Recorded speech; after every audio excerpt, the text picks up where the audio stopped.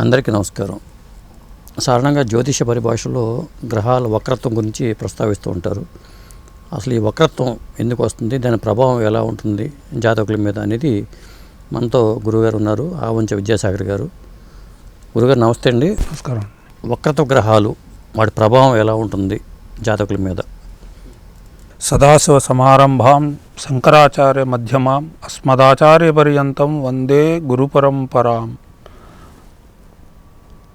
గురవే సర్వలోకానాం భిషజే భవరోగిణాం నధయే సర్వవిద్యానాం శ్రీ దక్షిణామూర్తయే నమః. ఈ వక్రత్వం అనేది ఇదొక వండర్ఫుల్ కాన్సెప్ట్. ఆ వక్రత్వం సహజంగా రాహుకేతువులు రెండు ఎప్పుడూ వక్రంలోనే ఉంటాయి. అవి దాని మిగతా 5 గ్రహాలు ఈ వక్రం అనేది సూర్యుడికి సర్టెన్ డిస్టెన్స్ వచ్చే దగ్గర స్టార్ట్ అయ్యి సర్టెన్ డిస్టెన్స్ వచ్చే దగ్గర ఆగిపోతుంది సహజంగా. ఇప్పుడు ఈ వక్రత్వం అనే భాష మనకు అస్ట్రానామికల్గా ఏ గ్రహము వక్రించి నడవదు. నెంబర్ 1, ఇది ఒక ఫినామినా. ఈ ఫినామినాని మనం ఎట్లా చూస్తామంటే, భూమి మీద ఒక మనిషి నిలబడి ఆకాశంలో చూస్తున్నప్పుడు, అంతరిక్షంలోకి చూస్తున్నప్పుడు గ్రహం ఎలా కనిపిస్తుంది అనే దాని మీద ఈ పర్సెప్షన్ ఆధారపడుతుంది. ఇది సమీపంగా భూమి పరిభ్రమిస్తున్నప్పుడు భ్రమణ పరిభ్రమణాలకి గ్రహాలు సమీపంగా వచ్చినప్పుడు ఇది వక్రత్వం అంటాం. అది మళ్ళీ అట్లా వెళ్ళిపోయి మళ్ళీ దూరం వెళ్ళిపోయినప్పుడు వక్రత్వం పోతుంది అని. దీన్ని రిలేటివ్గా సూర్యుడికి డిస్టెన్స్ ద్వారా మనం ఆపాదించుకుంటాం. అంటే భూమి ఇక్కడ ఉంటుంది, సూర్యుడు ఇక్కడ ఉన్నాడు, గ్రహాలు ఇక్కడ ఉన్నాయి. ఈ సూర్యుడికి డిస్టెన్స్ నుంచి ఇక్కడి నుంచి గ్రహం ఎట్లా కనిపిస్తుంది అనే దాని మీద మనం ఈ పర్సెప్షన్ ఆధారపడుతుంది. ఈ ఆధారపడినప్పుడు గ్రహం మనం మానవ జీవితాల మీద గ్రహాల ప్రభావము ఏదైతే ఉందని మనం నమ్ముతామో, మన జ్యోతిష శాస్త్రం ఆధారం ఏదైతే ఉందో, జ్యోతిష శాస్త్రమే కావచ్చు, మనకు పౌర్ణమి అమావాస్యలకి మనకు జరిగే మానసిక ఘర్షణలు అయితే కావచ్చు, ఎట్లయినా సరే మనకు గ్రహాల యొక్క ప్రభావం మానవ జీవితం మీద ఉంది. అటువంటప్పుడు ఈ గ్రహ గమనంలో దగ్గరకు వచ్చినప్పుడు ఒక రకంగాను, దూరంగా ఉన్నప్పుడు ఒక రకంగాను ఉండటంలో ఆశ్చర్యం ఏమీ లేదు. ఈ గ్రహాలు దగ్గరకు వచ్చినప్పుడు జ్యోతిష శాస్త్రంలో, పరాశర జ్యోతిషంలో, జైమిని జ్యోతిషంలో, ప్రతి జ్యోతిషంలోనూ దానికి ఒక సర్టన్ క్యారెక్టర్స్, దాని యొక్క ప్రభావం, ఇంపాక్ట్ అనేది చాలా చక్కగా వివరించారు. ఒక కేపీ ఎస్ట్రాలజీలోనే వక్రగ్రహాలకి ఒక సూత్రం చెప్పి వదిలేశారు, కానీ మిగతా రెండిట్లోనూ భృగునందినాడి, జైమిని, పరాశర జ్యోతిషాల్లో అన్నిట్లోనూ వక్రత్వ గ్రహాలకి మంచి ఇంపార్టెన్స్ ఇచ్చారు. ఓకే. ఈ వక్రత్వ గ్రహాల్లో ఎక్కువ వక్రత్వం చెందేది బుధుడు. శుక్రుడు 1.5 year, కుజుడు 2 years, శని 1 year, ఆల్మోస్ట్ గురుడు అంతే. ఇవి అట్లా వక్రిస్తారు ప్రతిసారి. అందుకనే ప్రతి సంవత్సరం మనం గురువుని చూస్తాం, శనిని చూస్తాం వక్రత్వాలు. ఇప్పుడు ఈ వక్రగ్రహాలు జన్మకాలానికి వక్రంగా ఉంటే మనకు జాతకాల్లో ఎటువంటి ప్రభావం చూపిస్తుంది అని అంటే, ఫస్ట్ ఆఫ్ ఆల్ వక్రగ్రహాలకి ఇంపార్టెన్స్ ఏంటంటే, వక్రించాడు గ్రహం అంటే పాస్ట్ కర్మ అని నిర్దేశిస్తుంది. ఓకే.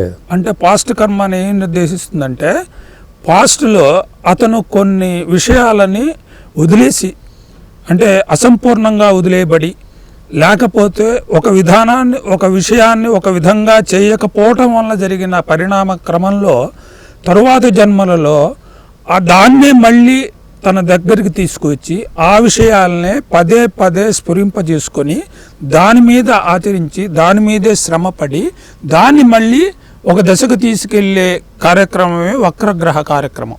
ఓకే. ఒక గ్రహం యొక్క వక్రగ్రహం యొక్క ఇంపార్టెన్స్ ఇందులో. అందుకని ఏమవుతుందంటే, జన్మకాలంలో గ్రహాలు వక్రించి ఉన్నప్పుడు మెయిన్గా ఫస్ట్ వచ్చేది చేష్టాబలం. చేష్టాబలం ఎందుకు వస్తుందంటే, ముందరికెళ్తూ స్పీడ్గా వెనక్కి వస్తుంది. ఈ వెనక్కి వచ్చే స్పీడ్ ఎక్కువ, మళ్ళీ స్టేషనరీ అయ్యి మళ్ళీ నార్మల్గా వచ్చేదాకా అది వచ్చే స్పీడు ఒక ఒక ఏకాగ్రతతో వస్తుంటుంది వెనక్కి.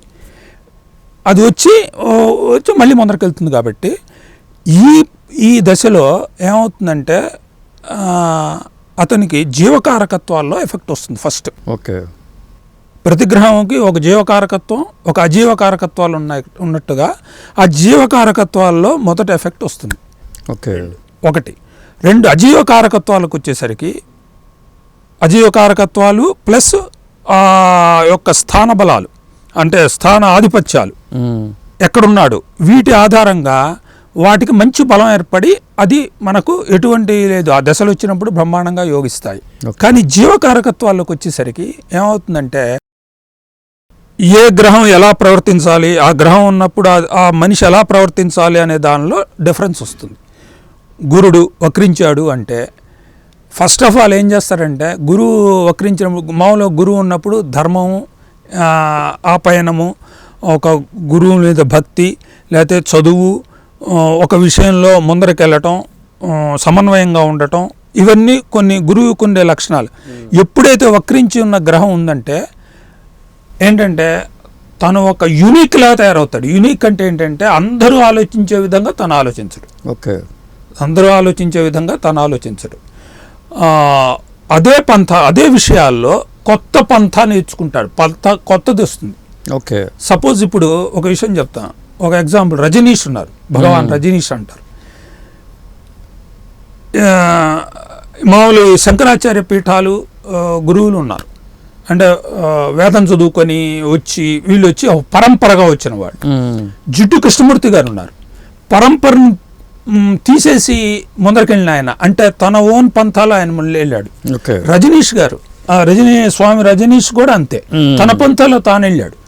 వీళ్ళు ఎవరైతే తన పంథాను దాటి, అంటే ఒక సమాజంలో కానీ లేకపోతే ఒక పరంపరలో నిర్దేశించిన విషయాలను దాటి తన సొంతగా తన ఆత్మ ప్రబోధంగా అనుసరించి తను ఒక మార్గాన్ని ఎంచుకొని దానిలో నిష్ణాతులు అవుతారో, ఈ వక్రగ్రహ ప్రభావాలు ఎక్కువ ఉన్న వాళ్ళు ఇలా ఉంటారు. అంటే వాళ్ళు అదివరకు మనం ఎప్పుడు జిడ్డు కృష్ణమూర్తి లాంటి మనిషి, లాంటి మనిషిని మనం చూడాలి. కానీ ఆయన ఏం చేశాడు, ఎన్ని ఆశ్రమ పీఠాలు ఇచ్చినా కానీ, అనిబిసెంట్ థియోసాఫికల్ సొసైటీ ఇచ్చినా కానీ ఆయన అన్నిటినీ నాకేమీ వద్దని చెప్పి అన్నీ వదిలేసి సత్యశోధన మనిషి తన ఇండిపెండెంట్గా చేయాలి, సత్యాన్ని ఇలానే శోధించాలి విత్ జీరో మైండ్ అనే ఒక కొత్త పంతాన్ని మానవులకి చూపించాడు ఆయన. ఓకే. అంటే డైరెక్ట్గా ఉండే గ్రహం కన్నా వక్రంగా ఉండే గ్రహం చాలా బలంగా ఉంటుంది అనుకోవాలా? బలంగా ఉంటుంది. బలం ఎప్పుడు వస్తుంది? బలం వస్తుంది, కాకపోతే ఇనీషియల్ స్టేజ్లో మీకేం కనిపించదు. ఓకే. మీకు ఎట్లా ఉంటుందంటే ఇనీషియల్ స్టేజ్లో రిపిటేషన్ ఉంటుంది, అంటే ఒక విషయాన్ని నమ్మరు, తొందరగా వెనక్కి వెళ్తారు. ఓకే. సపోజ్ ఒక విషయం చెప్తా, ఒక ఎగ్జాంపుల్ చెప్తా. మనం ఇంటి నుంచి బయటికి వెళ్తున్నాం, ఊరికి వెళ్తున్నాం, తలుపులు తాళాలు వేయాలి అని తలుపులు తాళాలు వేసుకుంటాం, ఎక్కడున్న ఎలక్ట్రికల్ పాయింట్ స్విచ్లు అన్నీ ఆపేసుకుంటాం, అన్నీ వెళ్తాం, తలుపు తాళం వేస్తాం, వెళ్తాం, లిఫ్ట్ దాకా వెళ్తాం, లేదా ముందరికి వెళ్తాం. అయిన తర్వాత నేను అది వేసానా అనుమానం, డౌట్ వచ్చి మళ్ళీ వెనక్కి వస్తాడు. మళ్ళీ వెనక్కి వచ్చి తలుపు తాళాలు తీసి మళ్ళీ మొత్తం అన్ని చూసుకొని మళ్ళీ వెళ్ళడు. ఇది ఒక చిన్న ఎగ్జాంపుల్ చెప్తున్నాం మీకు. ఇదే విషయంలో శాస్త్రాల్లో కూడా, లేకపోతే అతను చదువుకున్న చదువుల్లో కూడా ప్రతిదీ వెనక్కి వెళ్ళి మళ్ళీ ముందరకు రావాల్సిందే. ఓకే. అంటే అట్ట సాలిడ్ ఫౌండేషన్. అందుకనే ప్రక్రియ చాలా స్లోగా నడుస్తుంది వక్రగ్రహాల్లో చిన్నప్పుడు. వక్రగ్రహాలు ఉన్న వాళ్ళల్లో మొదటి బాల్య దశ, యవన దశలో కొంత భాగం చాలా స్లోగా నడుస్తుంది. అంటే ఇదే, అంటే తర్జన భర్జనలు పడతారు, అది పడతారు, ఇది పడతారు. ఒక మధ్య ఒక 40 years అంటే డైరెక్ట్గా ఉండే గ్రహం కన్నా వక్రంగా ఉండే గ్రహం చాలా బలంగా ఉంటుంది అనుకోవాలా? బలంగా ఉంటుంది. బలం ఎప్పుడు వస్తుంది? బలం వస్తుంది, కాకపోతే ఇనీషియల్ స్టేజ్లో మీకేం కనిపించదు. ఓకే. మీకు ఎట్లా ఉంటుందంటే ఇనీషియల్ స్టేజ్లో రిపిటేషన్ ఉంటుంది, అంటే ఒక విషయాన్ని నమ్మరు, తొందరగా వెనక్కి వెళ్తారు. సపోజ్ ఒక విషయం చెప్తా, ఒక ఎగ్జాంపుల్ చెప్తా. మనం ఇంటి నుంచి బయటికి వెళ్తున్నాం, ఊరికి వెళ్తున్నాం, తలుపులు తాళాలు వేయాలి అని తలుపులు తాళాలు వేసుకుంటాం, ఎక్కడున్న ఎలక్ట్రికల్ పాయింట్ స్విచ్లు అన్నీ ఆపేసుకుంటాం, అన్నీ వెళ్తాం, తలుపు తాళం వేస్తాం, వెళ్తాం, లిఫ్ట్ దాకా వెళ్తాం, లేదా ముందరికి వెళ్తాం. అయిన తర్వాత నేను దేశానా అనుమానం, డౌట్ వచ్చి మళ్ళీ వెనక్కి వస్తాడు. మళ్ళీ వెనక్కి వచ్చి తలుపు తాళాలు తీసి మళ్ళీ మొత్తం అన్ని చూసుకొని మళ్ళీ వెళ్ళాడు. ఇది ఒక చిన్న ఎగ్జాంపుల్ చెప్తున్నాం మీకు. ఇదే విషయంలో శాస్త్రాల్లో కూడా, లేకపోతే అతను చదువుకున్న చదువుల్లో కూడా ప్రతిదీ వెనక్కి వెళ్ళి మళ్ళీ ముందరకు రావాల్సిందే.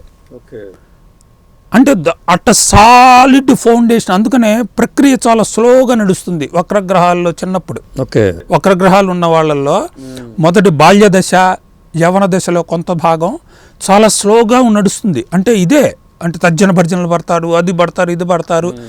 ఒక మధ్య ఒక 40 years పికప్ అందుకుంటుంది.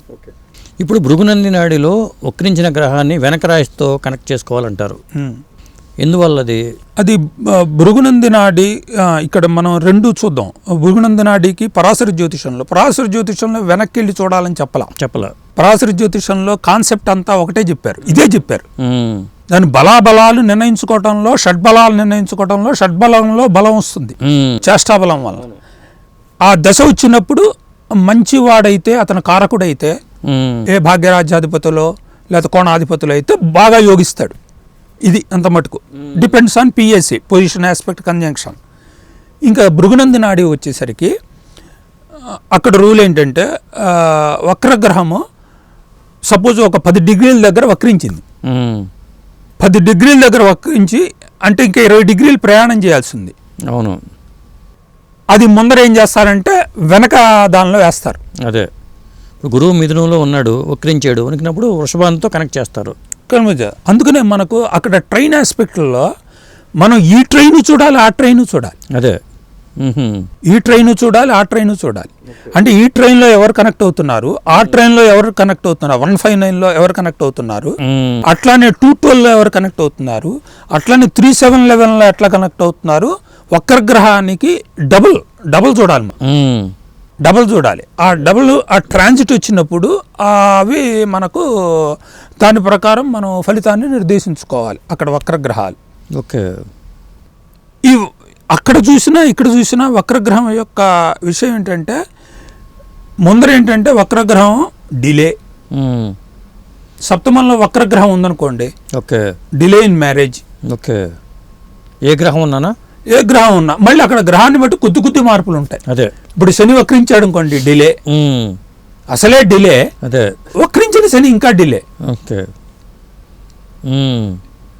అయ్యే విధానంగా అవకపోవటం, ఏ ఫ్లిక్షన్ వచ్చినా అయ్యే విధానంగా అవకపోవటం, అడ్డంకులు ఏర్పడటం, ఇవన్నీ మనకు ఈ వక్రగ్రహం యొక్క లక్షణాలు ఇవన్నీ. అందుకని ఒక గ్రహంలో, ఒక జాతకంలో 2, 3, 1 వక్రగ్రహాలు ఉన్న జీవితాల్లో ఏమవుతుందంటే life it is not smooth. అందులో సపోజ్ దశమంలో వక్రగ్రహం ఉందనుకోండి, career is not smooth. Career స్మూత్గా ఉండదు. అంటే డిపెండ్స్ ఆన్ అదర్ ఫ్యాక్టర్స్. మళ్ళీ దశమాధిపతి ఎలా ఉన్నాడు అనే దాని మీద కూడా కొంత ఆధారపడుతుంది, ప్రతిదీ ఆధారపడుతుంది. కాకపోతే బేసికల్ పాయింట్ ఏంటంటే, వక్రగ్రహం ఎక్కడ ఉంటే ఆ రాశి దగ్గర ఎఫెక్ట్ వస్తుంది. వక్రగ్రహం ఎవరిని చూస్తున్నా అతనికి ఇబ్బంది వస్తుంది. ఇవన్నీ వస్తాయి. ఇందులో మళ్ళీ ఓ విషయం ఏంటంటే, కొంతమంది థీరీ, శుభగ్రహం వక్రిస్తే ఫలితం ఎక్కువ చెడుగా ఉంటుంది, పాపగ్రహం వక్రిస్తే ఎక్కువ మంచి అని అంటారు. కానీ అక్కడ మనకు శాస్త్రాల్లో అట్లా ఏం చెప్పలా, స్థానం బట్టి చెప్పారు. ఇద్దరికి చేష్టాబలం ఉంటుంది,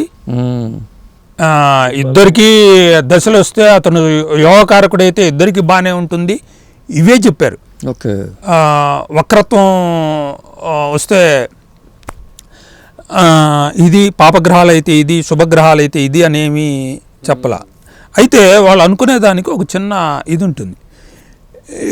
ఎందుకు అట్లా చెప్పలేదు అంటే, పాపగ్రహం ఇప్పుడు ఆ జీవకారకత్వాల్లో డిఫరెన్స్ అనేది, ఇప్పుడు ఇందాకైతే శుభకారకత్వాలకు డిఫరెన్స్ అట్టయితే చెప్పుకున్నాము, అతను ఒరిజినల్గా ఉండాల్సిన మెథడ్లో ఉండక వేరే విధంగా ఉంటాడు అనుకున్నాము.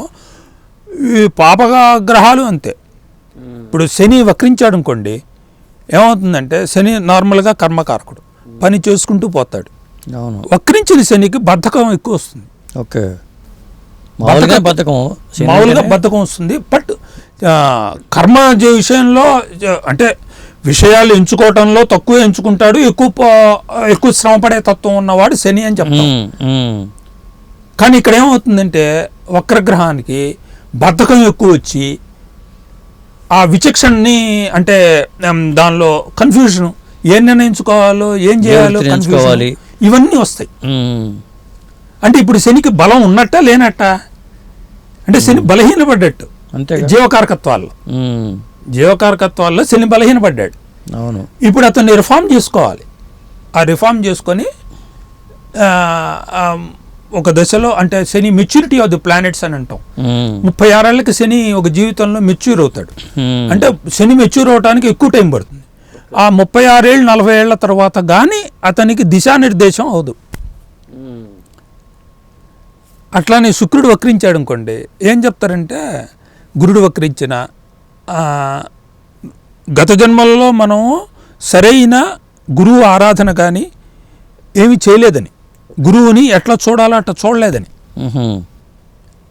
It has given the time has given the opportunity to perform this way. అది నువ్వు రికగ్నైజ్ చేసి నువ్వు ఈ జన్మలో అయినా గురు శుశ్రూష చేసి లేదా గురువు ఆరాధన చేసి నువ్వు దాన్ని రెక్టిఫై చేసుకో.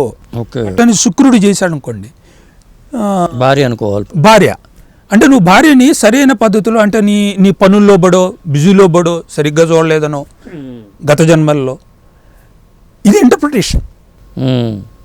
అట్లనే కుజుడు, అట్లనే బుధుడు, ఏదైనా అంతే. మిత్రులతో, బుధుడైతే మిత్రులతో సరైన ట్రీట్మెంట్ మిత్రులకు ఇవ్వలేదు, లేకపోతే విద్యలో నువ్వు సరైన ఇది చేసుకోలేదు అనేది సాధన నువ్వు ఇప్పుడు చెయ్యి అని this is the given the opportunity అని దీనికి వక్రగ్రహాల యొక్క పరిభాష. ఇప్పుడు వక్రగ్రహాలు ఎక్కువ ఉన్నప్పుడు పరిహార ప్రక్రియలు ఏంటండి? ఇప్పుడు ప్రతిదానికి పరిహారాలు అని, ఇప్పుడు వక్రగ్రహం అనేది ఫస్ట్ చెడు అనేది కాదు. ఫస్ట్ ఆఫ్ ఆల్ అది తీసి పక్కన పెట్టేయాలి. మనకి చెడు యోగం తీసేయాలి. పరిహారం అంటే ఎప్పుడు వస్తుందంటే ఎఫ్లిక్షన్ దగ్గర వస్తుంది పరిహారం అనేది. వక్రగ్రహం ఎఫ్లిక్షన్ కాదు. వక్రగ్రహం అంటే వక్రించిన గ్రహం యొక్క నేచర్ అట్లా ఉంటుంది, నీకు వచ్చేటప్పుడు వస్తుంది. పరిహారం అంటే ఒకటే. ఇప్పుడు సపోజు ఎవరైనా మన దగ్గరికి వచ్చారనుకోండి, వాళ్ళ జాతకంలో వక్రగ్రహం ఉందనుకోండి, మనం ఏం చెప్పాలి? నువ్వు రిఫార్మ్ చేసుకోవాలి. నువ్వు ఈ రకంగా సపోజు కుజుడు, గురుడు, శని, బుధుడు, శుక్రుడు వీళ్ళు ఉన్నప్పుడు ఏంటంటే వాళ్ళ జీవకారకత్వాల దగ్గర వాళ్ళకి చెప్పి, స్వామి శని అయితే నీ అనుయాయుల్ని, నీ సబార్డినేట్స్ని, మీ ఇంట్లో పనిచేసే వాళ్ళని నువ్వు జాగ్రత్తగా చూడాలి. ఫస్ట్ వాళ్ళ బాగోగులు కూడా నీ బాగోగుల్లాగా చూడాలి, అంటే సమానంగా చూసుకోవాలి. శని వక్రించినప్పుడు చేయాల్సిన ప్రథమ కర్తవ్యం అది. అట్లా శుక్రుడు, అట్లా కుజుడు భాతృల్ని, సోదరుల్ని సరిగ్గా చూడాలి, అంటే నువ్వు భేదభావంతో చూడకూడదు, వాళ్ళతో ఎటువంటి అభిప్రాయ భేదాలు లేకుండా సమన్వయంగా ఉండాలి. శుక్రుడు కూడా అంతే. శుక్రుడు అంటే నీ భార్యను సరిగ్గా చూసుకోవాలి, ఇతర స్త్రీలను కూడా నువ్వు గౌరవించి చూడాలి. ఫస్ట్ ఆఫ్ ఆల్ ఇవి చూడాల్సింది. ఫస్ట్ గురువు వక్రించినప్పుడు తప్పకుండా ఒక గురువు ఆశ్రయం తీసుకొని ఒక గురువు డైరెక్షన్లో నువ్వు నడవాలని చెప్పచ్చు. ఈ జన్మలో నువ్వు గురువు తీసుకొని ఒక మంత్రోపదేశం ఏదో తీసుకొని వెళ్ళొచ్చు అని మనం చెప్పచ్చు. ఇట్లా ఇది ప్రథమ సూత్రాలు. అంతేగాని మనకేమి దాని గురించి మనకెక్కడ స్క్రిప్చర్స్లో దీని గురించి ఇట్లా పరిహారాలు అట్లా పరిహారాలు అనేది ఏం లేదు. ఎందుకంటే it's a very powerful planet. వక్రించిన గ్రహం చాలా పవర్ఫుల్ ప్లానెట్. ఇప్పుడు అష్టమాధిపతి వక్రించిన గ్రహం రాహుతోనో కేతువుతోనో ఉందనుకోండి, అప్పుడు మన పరిస్థితి ఏంటి? రాహుకేతువులతో వక్రించిన గ్రహం ఉంటే నాడీలో ఒక రకంగా ఉంటుంది. నాడీలో రాహుకేతువులను వక్రించిన గ్రహాలు రెండు పక్క పక్కన ఉంటే ఈ వక్రత్వం తీసేస్తారు. అంటే ప్రోగ్రెషన్స్లో, అంటే శని ఉన్నాడు అనుకోండి, శని వెనక్కి వెళ్ళి ప్రోగ్రెషన్స్లో ఆ కాలానికి శని అక్కడ ఉండి తర్వాత మళ్ళీ రుజుమార్గంలో వస్తాడనేది ప్రోగ్రెషన్, నాడీ ప్రోగ్రెషన్. అవును. ఈ రాహు కేతువులతో కానీ ఏ ఇతర వక్రగ్రహాలతో కానీ, సపోజ్ శుక్రుడు వక్రించాడు, గురువు కూడా వక్రించాడు, ఇద్దరు కలిసి ఉన్నారు, అక్కడ ఇద్దరికి క్యాన్సిల్ చేసేస్తారు. రెండు వక్రగ్రహాలు కనుక ఒక చోట కలిసి ఉంటే రెండిటి క్యాన్సిల్ చేసేస్తారు. ఓకే, ఇది నాడీ సూత్రం. అది ఈ రాహుతో కలిసి ఉన్నా అంతే, కేతువుతో కలిసి ఉన్నా అంతే. ఓకే, అందుకని ఇక్కడైతే ఏంటంటే ఆ వైబ్రేషన్స్ అనేది రాహు యొక్క వైబ్రేషను, ఈ గ్రహం యొక్క వైబ్రేషన్స్, ఈ ఎనర్జీ వైబ్రేషన్స్ రెండు కలుస్తాయి. ఇప్పుడు మనం అది వరకు మనం ఎట్లా మాట్లాడుకున్నాం, రాహుతో ఏ గ్రహం కలిస్తే ఆ గ్రహం యొక్క ఎక్స్పాన్షన్ జరుగుతుంటుంది. ఆ గ్రహం యొక్క అది మంచా చెడు అనే తర్వాత, మంచి అయితే మంచి, చెడు అయితే చెడు. మంచి వాటికి మంచి ప్లస్ ఉంటుంది, మైనస్ ఉంటుంది. రెండు వైబ్రేషన్స్లో అధికంగా జరుగుతుంది. పైన వాళ్ళకి ఇనీషియల్గా అసలు బాగుండదు. ఒక కొంత దశ వచ్చేదాకా, కొంతకాలం గడిచేదాకా, మధ్య వయసు వచ్చేదాకా చాలా కష్టం. ఓకే, ఎందుకంటే అంత అన్సర్టనిటీ, అన్స్టెబిలిటీ ఎక్కువైపోతుంది. దీనికి ఒక మార్గం ఏంటంటే ఆ రెండు ఉన్న రాశి అధిపతి కనుక బాగుంటే, ఆ డిస్పాజిటర్ కనుక బాగుండి అతను శుభ్రంగా చక్కగా ఏ కేంద్ర కోణాల్లో ఉన్నాడు అనుకోండి, అప్పుడు కొంచెం సేఫ్. ఓకే, ఎందుకంటే రాహు ఎక్కువ రిజల్ట్ డిస్పాజిటర్ రిజల్ట్లో వస్తుంది. Rahu first dispositor result. అదే, అందువలన రాహుని కంట్రోల్ చేయాలంటే డిస్పాజిటర్ బాగుండాలి ఫస్ట్. అది కంట్రోల్ చేయాలట. లేదు వాళ్ళు కూడా బాగాలేదు అంటే ఇంకా వాళ్ళది కొంచెం అన్సర్టనిటీ ఎక్కువ, ఇన్స్టెబిలిటీ ఎక్కువ. ఈ కెరీర్ అయితే కెరీరు, ఫ్యామిలీ లైఫ్ అయితే ఫ్యామిలీ లైఫ్, మ్యారిటల్ లైఫ్ అయితే మ్యారిటల్ లైఫ్, లేకపోతే ఇంకేదైనా పుత్రస్థానంలో ఉంటే పుత్రుల యొక్క తర్వాత జీవితకాలంలో పుత్రుల యొక్క స్థితిగతులు, ఏదైతే అది ఏదైనా సరే ఆ వైబ్రేషన్స్ ఎక్కువ ఉంటాయి. ఎక్కువ ఉంటే uncertainty, instability, the main two things are relevant for వక్రగ్రహాలు. Instability and insecurity. అదే అంటే తర్వాత కానీ దాన్ని ఒక దశలు మంచివి రావాలి. దశలు మంచి వస్తే నెమ్మదిగా. అదే, ఇప్పుడు రవి చంద్రులు ఉన్నారు, మరి వక్రత్వం రవి చంద్రులకి మనం ఆపాదిస్తామా ఆపాదించమా?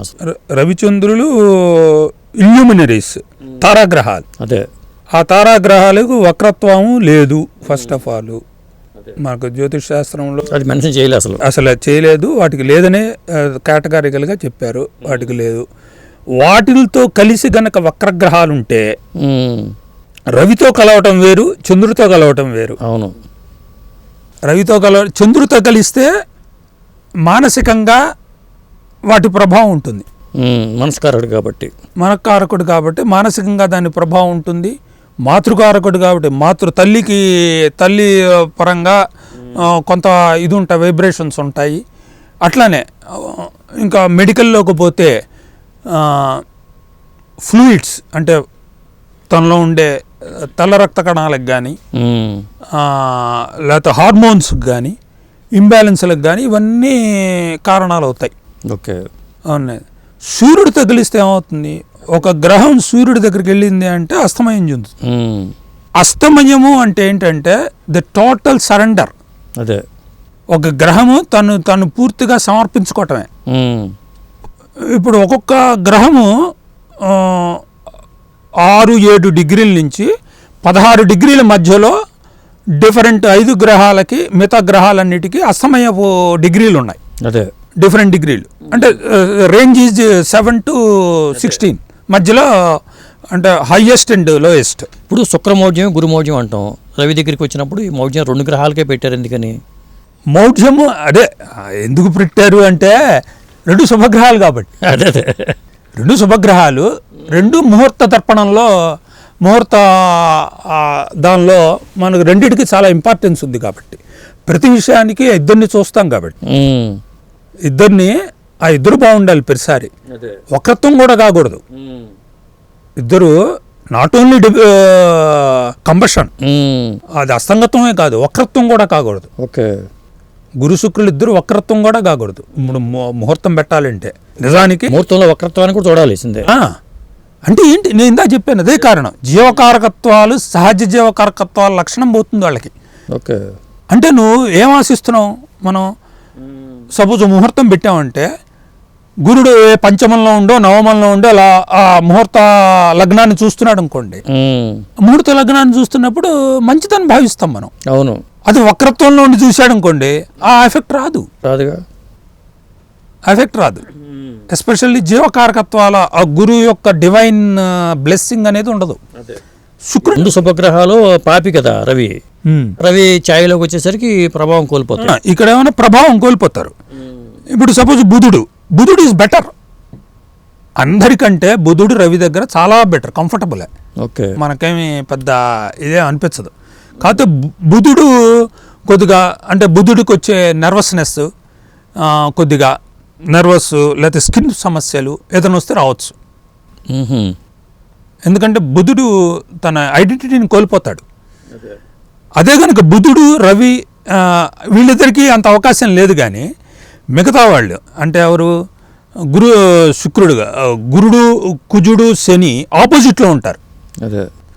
వాళ్ళు ఎప్పుడైతే ఆపోజిట్లో ఉన్నారో వాళ్ళు ఇచ్చే బయట ప్రపంచానికి వాళ్ళంటే ఏంటి, ఆ గ్రహం యొక్క విషయాలన్నీ తెలియబడతాయి. ఇప్పుడు సపోజ్ గురుడు రవి ఎదురెదురుగా ఉన్నారనుకోండి, ఎక్సలెంట్. ఓకే. గురుడు రవి సమసప్తకంలో ఉన్నారనుకోండి, ఎక్సలెంట్. ఎందుకు ఎక్సలెంట్ అంటే రవి యొక్క ఫుల్ ఫోకస్, కాంతి మొత్తం అతని మీద ప్రసరింపబడింది. ఓకే. ఆ గ్రహం మీద ప్రసరింపబడి అతని యొక్క వెలుగు ప్రపంచం అతన్ని చూస్తుంది. అట్లా అంటే అంతటి శక్తిమంతుడిగానో, అంతటి విద్యావంతుడిగానో, లేకపోతే అంతటి గురువు ప్రభావం గలవాడో అట్లా ఉంటుందన్నమాట. కుజుడైనా అంతే, అట్లని శనైనా అంతే. వాళ్ళకి మంచి ప్రభావితంగా ఉంటారు. అదే కానీ దగ్గరకు వచ్చే కొద్ది ఏమవుతుంది, అట్లీస్ట్ 5 to 6 అండి. ఇంకా దగ్గరకి ఎంత దగ్గరకు వస్తుంటే అంత దగ్గర వాళ్ళు సరెండరే. ఇంకా మనం చేయగలిగింది ఏం లేదు అక్కడ. ఇప్పుడు శుక్రుడు మరీ దగ్గరకు వస్తాడు. శుక్రుడు వక్రత్వం చెందుతాడు, కంబషన్ ఉంటుంది కొన్ని సర్టన్ స్మాల్ డిగ్రీస్ దగ్గర, షార్టర్ పీరియడ్లో. అప్పుడు ఏమవుతుందంటే ఇట్స్ సమ్వాట్ బెటర్. ఎందుకంటే కంబషన్ దగ్గర వక్రత్వం వచ్చేసరికి చేష్టాబలం వచ్చి ఐఎమ్ హియర్ నాట్ గాన్ అన్నట్టు ఫీలింగ్ అనమాట శుక్రుడికి. ఇప్పుడు వక్రత్వానికి అస్తంగత్వానికి తేడా ఏంటండి? వక్రత్వము అంటే రెండు డిస్టెన్స్కి రిలేటెడ్, సూర్యుడికి డిస్టెన్స్ రిలేటెడ్ రెండు. ఓకే. ఇది ఈ వక్రత్వం అంటే ఎక్కువ డిగ్రీలు, ఇదైతే తక్కువ డిగ్రీల్లో వెళ్తుంది. అంటే ఇప్పుడు నేను చెప్పాను maximum 7 to 16 any planet. Okay. Any planet ఆ రేంజ్లో మ్యాక్సిమం 16 రేంజ్లోకి వచ్చినప్పుడు, మ్యాక్సిమం 7 రేంజ్లోకి వచ్చినప్పుడు ఉంటుంది. అంతకుమించి 20 డిగ్రీస్కి వెళ్తే ఇంకా అస్తంగత్వం అనేది ఏమీ లేదు. ఓకే. ఇది వేరు. ఇదేమవుతుంది ఇంకాస్త ఎక్కువ, 47 డిగ్రీస్ వరకు, 25 to 47 డిగ్రీస్ వరకు శుక్రుడు రెట్రోగ్రేడ్ అవుతాడు. మేబీ బుధుడు కొద్దిగా 30 రేంజ్లో అవుతాడు, 30. ఇంకా శని గురుడు అయితే ఆల్మోస్ట్ సూర్యుడి నుంచి 5th రాశి దగ్గర నుంచి 9th రాశి వరకు ఆ రేంజ్లోనే ఉంటుంది. అంటే ఎంత అవుతుంది, అరౌండ్ 1, 2, 3, 4 120 డిగ్రీస్ అబోవ్. ఓకే. ఆ రేంజ్లోనే అవుతుంది. అంటే వాళ్ళు దగ్గర రారు. అంటే అస్తమయము చెంది వక్రత్వం అయ్యే గ్రహాల్లో గురుడు ఉండడు, శని ఉండడు, కుజుడు ఉండడు. 5 గ్రహాల్లో గురుడు ఉండడు, ఇతను ఉండడు. ఇంకా ఎవరుంటారు అంటే దగ్గరలో ఉన్న వాళ్ళు వీళ్ళిద్దరు ఉంటారు. ఓకే. ఈ బుధ శుక్రులు అస్తంగత్వం అయ్యి వక్రత్వం కొద్ది కాలం పాటు, వెరీ షార్ట్ పీరియడ్. ఓకే. సందర్భాలు వీళ్ళుంటాయి. ఇప్పుడు ఈ బుధ శుక్రులు బుధుడికి అసలు అస్తంగత్వ దోషం లేదని ప్రతీతి చెప్తారు. అవును. ఎందుకంటే ఫ్రీక్వెంట్గా వెళ్ళిపోతుంటాడు దగ్గరికి. ఉమ్. అందుకని రవి కూడా బుధుడిని మిత్రుడిగానే చూసే ఇది ఉంటుంది కానీ శత్రువుగా చూడ. రవి శుక్రులకు పడదు కానీ ఉమ్. రవి బుధులుగానే ఉంటుంది వ్యవహారం. అవును. కనుక అతనికి అస్తంగత్వ దోషం లేదని లేదు. ఓకే, అస్తంగత్వ దోషం లేదు. కానీ ఏ ప్లానెట్ అయినా దగ్గరగా వచ్చినప్పుడు గురువు కాంతికి ఎవరు నిలబడడు. రవికాంతికి సూర్యకాంతికి ఎవరు నిలబడలేదు, ప్రభావితం ప్రభావితం కారు. అంటే వాళ్ళ అస్తిత్వాన్ని వాళ్ళు కోల్పోతారు. కోల్పోవటం అంటే ఇన్ ది సెన్స్ ప్లానెట్ ఉంటుంది, వాళ్ళు అదే కానీ వ్యవహారిక పరిభాషలో ఏం చెప్తామంటే టు ది అవుట్ సైడర్స్, బయట వాళ్ళకి ఇతనేంటో తెలియబడదు. ఈ ఈ కప్పిపుచ్చటం వల్ల, రవి యొక్క ఎఫెక్ట్ కప్పిపుచ్చటం వల్ల బుధుడి యొక్క ప్రభావము అతనిలో ఇతరులకు కనిపించదు. ఓకే. కానీ బుధాదిత్య యోగంగా కూడా చెప్తారు. బుధాదిత్య యోగం ఉంది, బుధాదిత్య యోగం ఉంది. కానీ బుధాదిత్య యోగం ఎలా ఉంటుంది అంటే, ఇప్పుడు బుధాదిత్య యోగం ఏం చెప్తారు? మంచి విద్య వస్తుంది, మంచి రికగ్నిషన్ వస్తుంది, మంచి గణితంలో పట్టు వస్తుంది, ఇవన్నీ చెప్తారు. ఇవన్నీ దేని వల్ల వచ్చినాయంటే రవి వలన వస్తాయి, బుధుడి వల్ల రావు. అక్కడ అవును, అక్కడ వచ్చేది రవి వల్ల, రవి ప్రకాశం కాబట్టి. రవి ప్రకాశం కాబట్టి రవి ఇస్తాడు. ఎందుకు ఇస్తాడు అంటే బుధుడు రవికి ఆ ఫ్రెండ్షిప్, ఆ ఎనిమిటీ లేదు వాళ్ళిద్దరికి. వాళ్ళిద్దరు వస్తారు, వచ్చినప్పుడు వాళ్ళిద్దరు కలిసి ఉండటం వలన వచ్చే ప్రభావం బుధుడి వలన రాదు, రవి వలన వస్తుంది. రవి ఇస్తాడు. మంచి స్థానాల్లో ఉంటే రవి వాళ్ళకి మంచి రికగ్నిషను, ఇంకా ఏమైనా చెప్పుకోవచ్చు మనం. It's a very excellent yoga. మనకు యోగాల్లో అదొక మంచి యోగం. అవును. అయితే ఎట్లా మంచిగా ఫామ్ కావాలి, అదే మంచి స్థానాల్లో ఉండాలి, మంచి స్థానాల్లో ఉండాలి. ఆధిపత్యాలు మరవకూడదు, ఆధిపత్యాలు కూడా బాగుండాలి వాళ్ళిద్దరికి. అదే ఆధిపత్యాలు బాగుంటే బ్రహ్మాండంగా ఉంటుంది. లేకపోతే ఆధిపత్య దోషం వచ్చినందువలన అది కూడా కలుస్తుంది అందులో. ఓకే. సపోజ్ ఇందులో అష్టమాధిపతి బుద్ధుడయ్యాడు అనుకోండి, ఏమవుతుంది? మీకు రికగ్నిషన్ ఇస్తాడు, ఇస్తాడు, ఒక ఆల్ ఆఫ్ ఎ సడన్ దానిలో ఏదో కారణం చేత అపవాదు వలన దేని వలన పోగొడతాడు. అదే ఇవన్నీ వస్తాయి, అంతే కదా. కనుక బుధాదిత్య యోగము అనేది సర్టన్, ఏ యోగమైనా సర్టన్ కండిషన్స్ ఆపాదించబడతాయి, పారామీటర్స్లోనే వర్క్ అవుతాయి ఏదైనా సరే. ఒక వ్యక్తి జాతకంలో ఒక అస్తంగత్వ గ్రహం ఉందనుకుంటే మనం ఎటువంటి పరిహారం సూచించవచ్చండి? పరిహారము అంటే ప్రతిదానికి సరే, ఇంకా బలాబలాలు ఒకటి నిర్ణయించుకోవాలి, వాటి యొక్క ఆధిపత్యాల వలన దోషం ఏమి వచ్చిందో చూసుకోవాలి. ఒకటి ఆధిపత్య దోషాలు వస్తాయి, ఆధిపత్య దోషాలు రెండు సంక్రమించటం వల్ల వచ్చిందో చూసుకోవాలి. దానివల్ల మనం ఇంకా ఆ గ్రహం యొక్క ఇచ్చే పరిహారాలు మనం నిర్ణయించుకోవాలి. అదే ఏదైనా బలహీన పడలేదా, జాతకంలో బలం ఎక్కువ ఉన్న గ్రహం ఏది, అతి తక్కువ ఉన్న బలం ఏది, గ్రహం ఏది, ఏ గ్రహం ఎవరితో కలిసి ఉండటం వలన బలహీనపడ్డాడు. ఇప్పుడు రవితో కలిసి ఉన్నాడు, రవి ఎవరు? ఆ లగ్నానికి రవి ఏ అధిపతి? సపోజ్ అష్టమాధిపతి మకర లగ్నానికి రవి అష్టమాధిపతి. శుక్రుడు ఎవరు? ప్రబల యోగకారకుడు. రవితో కలుసుకున్నాడు. ఇప్పుడు ఏమవుతుంది? డామినేషన్ చేసేది అంటే మళ్ళీ శుక్రరాశిలో కలిసి ఉన్నాడా, రవి రాశిలో కలిసి ఉన్నాడా, చంద్రరాశిలో ఉన్నాడా అనేది ఒక పాయింట్. తరువాత కలిసి ఉన్న తర్వాత మొత్తానికి ఏంటి, ఎఫ్లిక్షన్ అనేది వచ్చేసింది, శుక్రుడికి ఎఫ్లిక్షన్ అనేది వచ్చేసింది.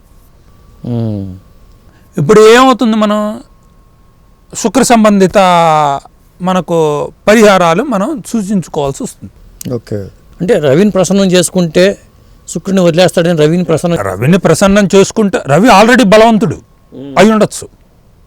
ఇంకా నువ్వు ప్రసన్నం చేసుకోవటానికి, ప్రసన్నం అంటే అక్కడ ఒకటి ఉంది, అదొక పాయింట్. మనం బలవంతమైన గ్రహాన్ని ప్రసన్నం చేసుకోవటం వలన ఒక ఫలితం ఉంటుంది. అయితే అతను ఆల్రెడీ అష్టమాధిపతి అనుకోండి, ప్రసన్నం ఎవరిని చేసుకోవాలి అంటే జనరల్గా జాతకం మొత్తం మీద శుభగ్రహం, ఏదైనా బలవంతమైన శుభగ్రహం ఉంటే దాన్ని మనం ఆరాధించుకోవడం వల్ల మనకు వచ్చే ఫెసిలిటీ ఎక్కువ వస్తుంది. ఇప్పుడు అష్టమాధిపతిని 12th గ్రహాధిపతి బలంగా ఉన్నాడు, అతన్ని మనం ఆరాధిస్తున్నాం, అతనికి మనం ఇది చేస్తున్నాం అనుకోండి, అతన్ని దానివల్ల ఎక్కువ మనకు ఫలితం ఆల్రెడీ అతను బలవంతుడు, ఇంకా మనం దాన్ని టచ్ చేయక్కర్లా. కానీ అదే మంచి బలవంతమైన గ్రహం అంటే శుభకరమైన గ్రహం, దాన్ని మనం ఆరాధిస్తే ఎక్కువ శుభం మన మీదకి రావచ్చు అనేది ఒక కాన్సెప్ట్. అదే అట్లా కాన్సెప్ట్లో మనం వెళ్ళచ్చు. ఇక్కడ బలహీనమైన గ్రహాన్ని ఆరాధించాలా, బలవంతమైన గ్రహాన్ని ఆరాధించాలా అనే విషయంలో ఇక్కడ బలహీనపడింది శుభగ్రహం, అదే యోగారకత్వమైన శుభగ్రహం. అందువల్ల దాన్ని ముందర కొద్దిగా అప్లిఫ్ట్ చేయాలి ముందర, అది ఇక్కడ కాన్సెప్ట్. ఇక్కడ ఓకే. లేకపోతే బలమైన గ్రహాన్నే మనం ఆరాధించుకోవచ్చు. అదే అది బలమైన గ్రహం, శుభకారకత్వమైన బలమైన గ్రహం ఆరాధించుకోవడం ఉత్తమం. అదే ఈ అష్టమాధిపతినో లేకపోతే వాళ్ళని ఇంకా బలపరిచే కంటే, వాళ్ళని ఇంకా 12th హౌస్ లార్డ్ని వాళ్ళని ఇంకా బలపరిచే కంటే వీళ్ళని చేసుకోవటం ఉత్తమం కొద్దిగా. ఇప్పుడు మనం ఇందాక నుంచి మనం చెప్పుకున్న వాటిలో వక్ర గ్రహాల గురించి మాట్లాడాం, అస్తంగత్వ గ్రహాల గురించి మాట్లాడాం. గ్రహాలు నీచిపడిని అని చెప్తూ ఉంటాం. ఈ నీచపడినప్పుడు ఆ గ్రహాలు ఇచ్చే ప్రభావం ఎలా ఉంటుంది? ఇప్పుడు నీచ అనేది ఒక స్టేటస్, దిగ్బలాల్లో షడ్బలాల్లో, దిగ్బలంగా షడ్బలాల్లో నీచ అనేది ఒక స్టేటస్. మనకు నీచ అనేది పూర్తిగా గ్రహం నిర్వీర్యమైందని కాదు. ఫస్ట్ నీచ అంటే ఆల్మోస్ట్ 25% మనిషి ఈజ్ ఎగ్జిస్టెంట్, ఆ గ్రహం యొక్క ప్రభావం ఎగ్జిస్టెంట్ అది. కాకపోతే నీచ ఏ గ్రహం నీచబట్టింది, ఫస్ట్ అది భావగ్రహమా శుభగ్రహమా, నెక్స్ట్ అది దాని ఆధిపత్యం శుభాధిపత్యమా పాపాధిపత్యమా, రెండు ఎవరు నీచపట్టారు. నీచపట్టిన తర్వాత శుభగ్రహము శుభాధిపత్య గ్రహము నీచపడితే కొంచెం దోషం ఎక్కువగా ఉంటుంది. పాపాధిపత్య దోషం పాపాధిపత్యంతో కూడినటువంటి గ్రహము నీచపడితే అంత వరి అవ్వక్కర్లేదు. ఒకటి. ఇప్పుడు నీచపట్టిన గ్రహము యొక్క ప్రవర్తన ఎలా ఉంటుంది అంటే సేమ్. ఇప్పుడు ఎట్లా ఉంటుంది అంటే తనకున్న జీవకారకత్వాలు పూర్తిగా ఫుల్ఫిల్ చేయలేడు. ఇప్పుడు రవి ఉన్నాడు, రవి ఉన్నాడు లేకపోతే కుజుడు ఉన్నాడు. రవి కోపం ప్రదర్శించడంలో కొంచెం డిస్క్రిమినేషన్ ఉంటుంది, అంటే దానిలో ఒక సెన్స్ ఆఫ్ థింగ్ విచక్షణ ఉంటుంది. కుజుడిలో ఉండదు. ఇప్పుడు రవి నీచిపెట్టాడు అనుకోండి, ఆ విచక్షణ కోల్పోతాడు. కోపమే. తులారాశిలో ఉంటే కుజుడు కంటే కోపం తక్కువే ఉంటుంది రవికి. అతను ప్రదర్శించేటప్పుడు ప్రదర్శించే వాళ్ళ మీద ప్రదర్శిస్తాడు, అందరి మీద ప్రదర్శించాడు. కానీ రవికి వల్ల నీచబట్టినప్పుడు ఇరిటేషన్ ఎక్కువైపోతుంది. ఇరిటేషన్ వల్ల ఇది ఎక్కువ అనవసరపు దానిలో కోపగించుకోవటం ఇవన్నీ వస్తుంది. కుజుడు కూడా అంతే. మామూలుగానే ఇది నీచబట్టినప్పుడు ఏంటంటే ఆ విచక్షణ కూడా ఉండదు, ఇంకా అట్లా ఉంటుంది. ఈ శుక్రుడికి నీచబట్టినప్పుడు ఆ రిలేషన్షిప్స్లో అంత సజావుగా జరగకపోవటం, లేనిపోనివి అతను ఊహించుకోవటం, ఇవన్నీ ఇంకా అనవసరమైన విషయాల చుట్టూ తిరుగుతూ ఉంటాడు. ఓకే. ఈ నీచపట్టిన విషయాల్లో మళ్ళీ మిత్రరాశిలో నీచ, శత్రురాశిలో నీచ. ఇప్పుడు చంద్రుడు ఉన్నాడు అనుకోండి, వృశ్చిక రాశిలో నీచపడితే తన స్వక్షేత్రం నుంచి 5వ రాశి అంటే కోణరాశి, కుజరాశి, కుజుడు మిత్రుడు, అక్కడి నుంచి 5వ రాశి. మన గ్రంథాల్లో ఏం చెప్తారంటే అతనంత నాట్ హార్మ్ఫుల్. ఓకే. చంద్రుడు అంత హార్మ్ఫుల్ కాదు. అట్లా బుధుడు కన్యారాశిలో నీచత్వం పొందిన శుక్రుడు నాట్ దట్ మచ్ హార్మ్ఫుల్, అంటే మనకు అంత బలహీన పడ్డా కానీ నాట్ హార్మ్ఫుల్. ఓకే. మనం అంత పెద్దగా హార్మ్ఫుల్. ఇప్పుడు ఎన్టీ రామారావు జాతకంలో ఉన్నాడు. ఓకే. ఎన్టీ రామారావు జాతకంలో 12th హౌస్లోనే ఉంటున్నాడు. 12th హౌస్లో శని ఉన్నాడు, సంథింగ్ ఉన్నట్టున్నాడు, నాకు గుర్తులేదు సరిగ్గా. మనం చూస్తే మనం చెప్పచ్చు. ట్వెల్త్ హౌస్లో సాటర్న్ అయితే ఉన్నాడు, మ్మ్. శుక్రుడు కూడా ఉన్నాడని నేను అనుకుంటున్నాను. ఓకే. గురుచంద్రుడు లగ్నంలో ఉన్నారు. మ్మ్. ఇప్పుడు మనకు అందుకని శుక్రుడు అక్కడ ఉన్నప్పుడు అంత హార్మ్ఫుల్ కాదు. అదే బుధుడు వెళ్ళి మీన రాశిలో ఉన్నప్పుడు is not any no fruitful. Okay. దానివల్ల ఉపయోగం లేదు. దానికి మళ్ళీ నీచ భంగం పడాలి.